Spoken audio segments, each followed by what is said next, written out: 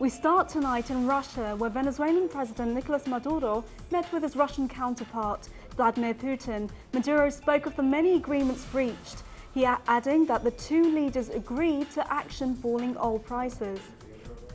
Hemos revisado todos los temas, los energéticos. We revised trade topics, commercial energy, agricultural, and food, all topics around infrastructure development and of the great housing mission and financing of its development. We talked about oil issues. We have agreed to extend the investment and participation of Russian companies in the Orinoco Belt and other projects. Hemos acordado ampliar Maduro also reiterated that the Venezuelan government is working to terminate the economic war by opposition groups who want to end the 15 years of revolution.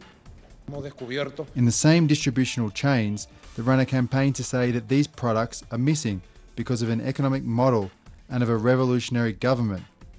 In Venezuela, it is the uprising of the bourgeoisie against a model of social justice, against a model of distribution of wealth that is just, the Bolivarian model.